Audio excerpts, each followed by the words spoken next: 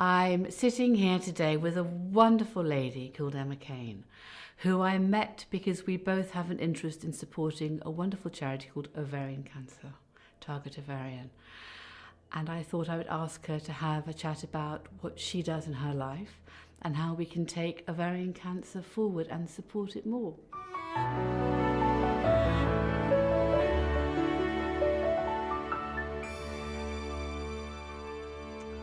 So, hello Emma, thank you so much for coming in to see me. I know you've just got off a plane from New York and you can't see her, but she looks amazing. Lady Knobben, it's great to be here, and what a wonderful setting for our chat today here at Highclere Castle. Thank you for having me. I know. Now, you first rocked up here before COVID times because we were going to have a fundraiser, which I hope we can do in the future. That's right. Here at the castle to raise the profile and alert people to ovarian cancer and the solutions and the better stories out of it. And it seems a different world as it is. It does, but we feel like we're sort of emerging from it now and ready to start again, I hope, and put, as you say, ovarian cancer firmly on the map. So I'm delighted to be here talking about it today. In the interim, I met through you a lovely lady called Judy Kramer. That's right. Who is Mamma Mia. I love that film. Oh, it just lifts one so strongly. So the idea was also to perhaps, with her help, put on some sort of event here at Highclere in the future, kind of trending Downton Abbey and Mamma Mia and seeing what we could do to raise some more money. Absolutely. I mean, Judy is the brains behind and the creator of Mamma Mia, the musical, and we're very lucky that she's a huge supporter of Target Ovarian Cancer, and lots of the proceeds from the show come to the charity, so in terms of the t-shirt sales and so on. So we actually met her at Windsor Castle, didn't we? And we meet in all the best places. We do. It was a wonderful reception, actually. I met some great people there, and it was just a joy. It was outside in the gardens behind the tower, and it didn't rain. It was a lovely evening, brilliantly organised by yourselves.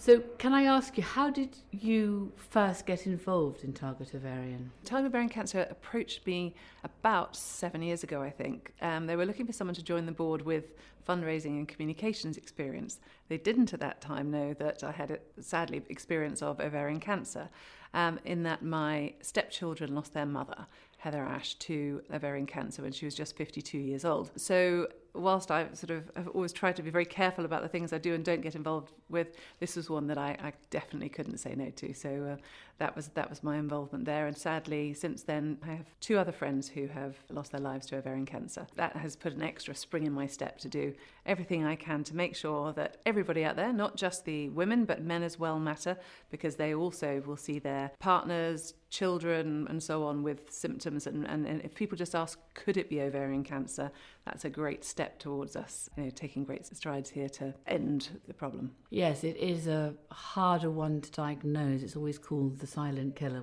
which it isn't. That's one of the things we try really hard to make sure people know it isn't silent. There are four key signs. One is persistent bloating. That's not just after sort of a dinner and having had one too many naan breads or something. This is, if you are regularly feeling persistently bloated, or feeling full quickly, or just really losing your appetite, tummy pain, and then needing to wee more urgently and more often. Obviously, these are symptoms that we can all have individually and occasionally, but if there is a pattern, and if you start to feel that, you might want to keep a sort of a diary and just note and then think. We had one of our great supporters, we've got a photograph of her holding up her underwear. She'd gone into an enormous size of underwear, but she was very slim everywhere else, and she just thought it was the menopause and sort of and so on, and this was the bloating, and there can also be familial links as well. So, and it doesn't just come down this is the BRCA gene mutation. It doesn't just come down the female line. If people have fathers who have had, for example, prostate cancer and so on, there can be links there. So all knowing our family history wherever possible, and also watching out for the signs, means that if you can diagnose it early, then the outcome can be so much better. It's the same for everything in life, isn't Absolutely. it? It's just knowing a little bit more.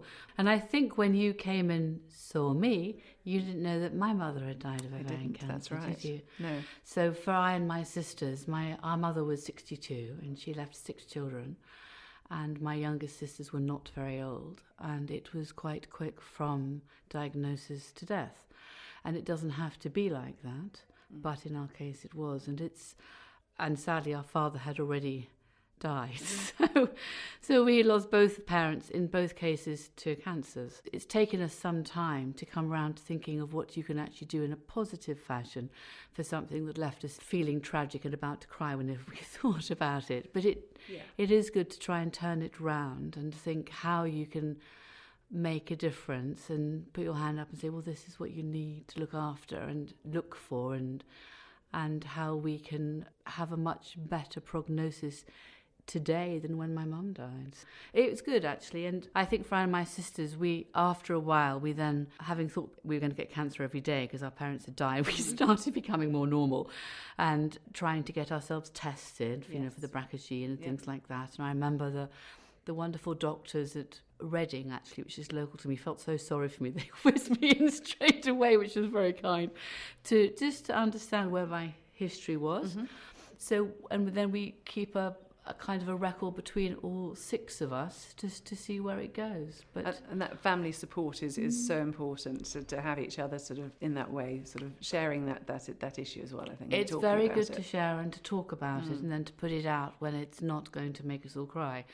Having said that, another wonderful lady, a wonderful friend of mine, has also been diagnosed with it, but she's going through treatment, God willing, recover and continue living very well. But again, her husband is utterly devastated. He adores her. He's a wonderful man, and it affects the whole family. But that's a point really well made in terms of the whole family. And the Target Ovarian support line is there not just for the women who are affected, but also the whole family, and can phone in confidence, so that.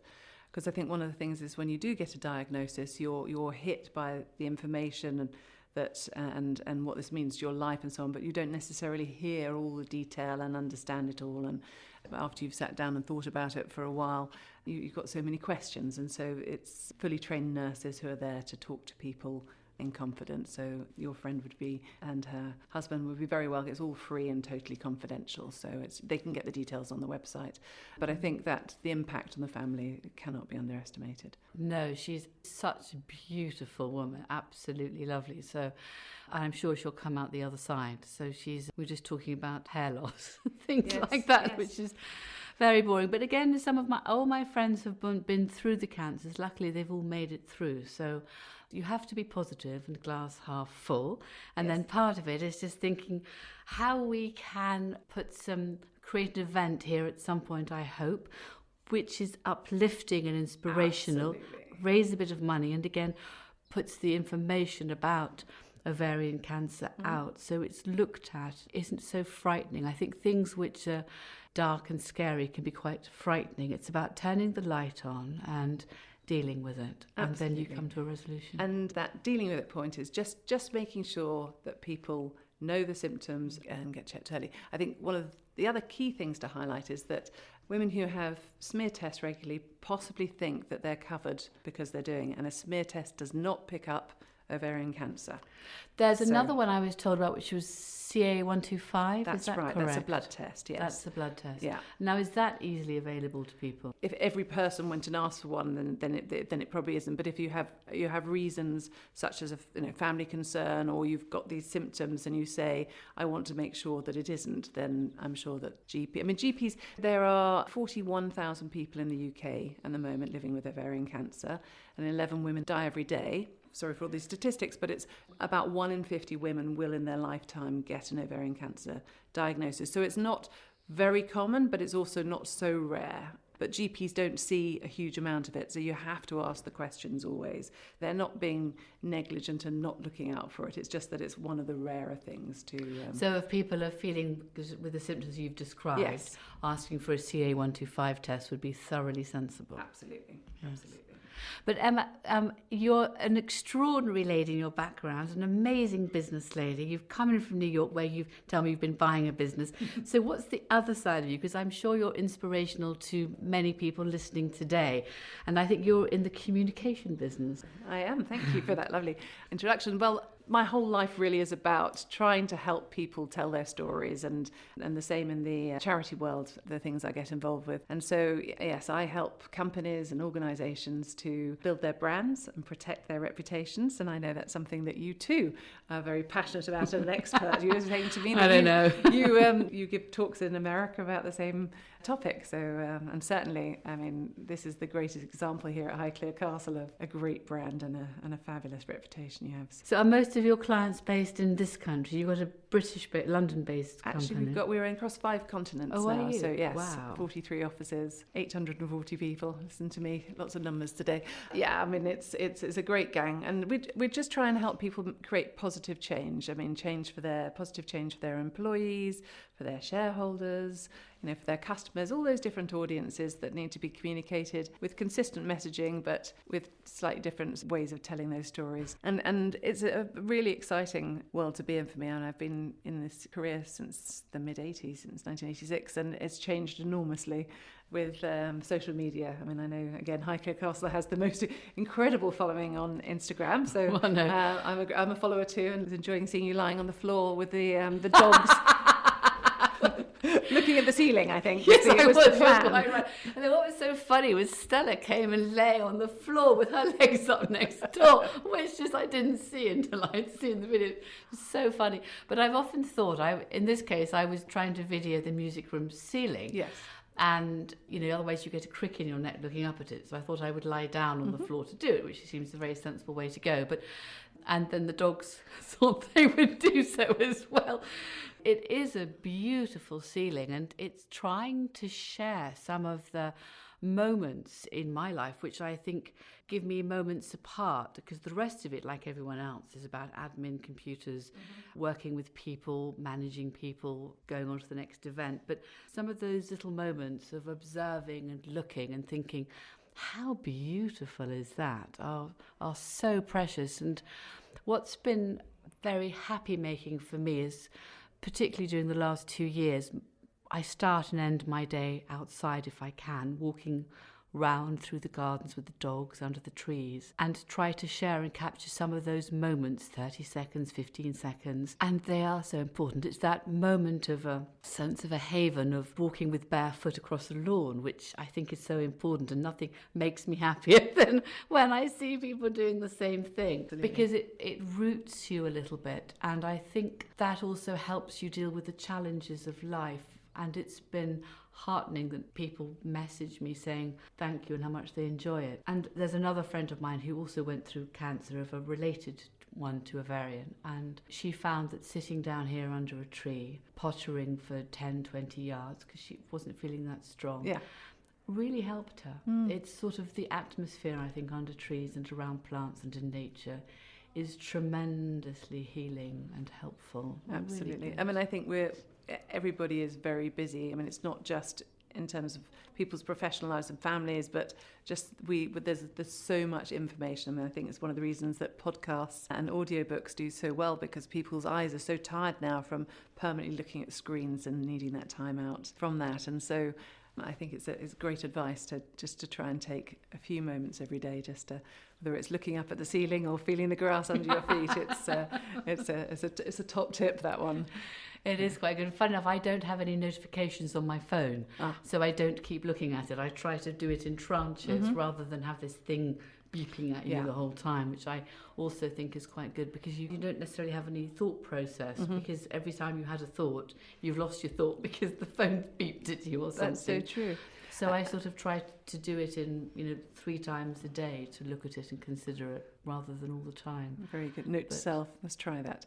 I don't know. but I think this thing as well, as you talk about your friends taking that time out to do it, and I think certainly in terms of some of the events that we do, the sort of being together events that we do at Target Ovarian Cancer, in terms of bringing women together to do yoga and some of those things that are so important for the soul, because I think otherwise it's about doctors and hospitals and hair loss, and you lose the sense of yourself. So I think it's very important to get support and talk to other people and enjoy just some of those things that just really make you feel better. Like so with Target Ovarian, what are the goals coming forward into the next couple of years? What are the main goals you're setting out to achieve? Around education, so really focusing on raising awareness of the symptoms and the support and everything that's available.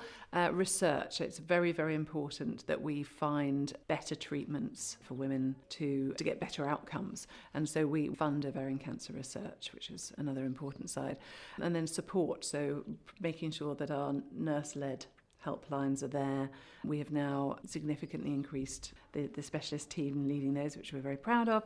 Another work we do is, for example, with GPs. As I say, it's not something they see every day. So we provide modules that are part of their professional development and training, which we do through the platforms that they use. And so we've trained, I think it's 66% of all the GPs now. It's probably actually gone up even more since then. But we're very pleased to be really helping make sure early diagnosis is what it's all about.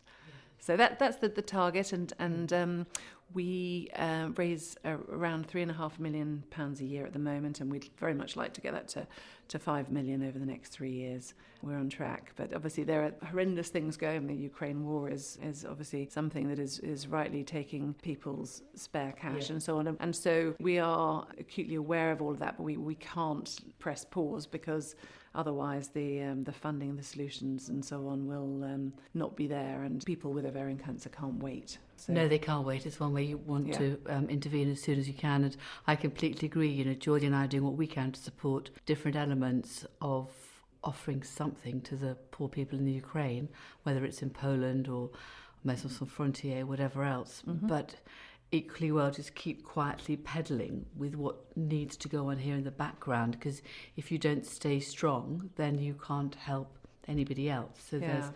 I mean, I was proud during as chair of the charity of Target Ovarian Cancer that when COVID hit, because we had such a good 3-year plan and we knew exactly where we were heading, even though that was obviously a huge sort of force to knock us off course, we worked out exactly what we needed to carry on. And we had an emergency appeal at the beginning and so on. And actually, we ended up having our most successful year as a charity, and managed to get ourselves back on track to where we were heading. And I think that's important of knowing the direction of travel when things come in to take you off course. So yes, well, I suppose I hope the war in the Ukraine has some sort of resolution brought to bear by everybody else on what's happening there. And in the meantime, it's back to supporting the hospitals and research work in this country. Is there a specific hospital in the UK which is specifically good at doing the research for ovarian cancer, or is it spread around? There are centres of excellence in the UK. Yeah, that was what I needed, the proper words. Yes, centres of excellence. But our research grants, we put out and invite people to apply for them. Right. And then we have a specialist medical advisory panel that reviews them all and then makes recommendations to the board on which we should support. So right. How wonderful. Cancer is moving on, isn't it? The treatments and solutions for it at quite absolutely. a rate. In fact, there's an exhibition coming out at the Science Museum called Cancer Revolution, which we were expert contributors to, and I think that's launching soon. But that charts the history from sort of what was very brutal treatments back in the day in the sort of Victorian times to now great hope at the end of it, which I think is what we all need, because it isn't the jolliest of topics for us to be sitting chatting about, but it's an important one, and there is a lot of hope, and there are. That's such an important word, isn't it? Yeah. Hope. Yeah. I mean, that's what drives every single person in the world. It's hope for something better. Absolutely. And we have one of our wonderful supporters and ambassadors is now, I think she's about 16 years since she had her diagnosis. There are lots of happy stories too, so we mustn't forget that. No, there are happy stories, and I want my girlfriend to be a happy story, because it's some years after my mother was diagnosed with it, which was again too late. I know looking back, she'd ignored the symptoms, because I think particularly as women you sort of tend to carry on. It's one of the traits which is perhaps not our strongest one. Yeah, I mean, I know that we did some research. I don't have these sort of stats, but you're probably relieved about that.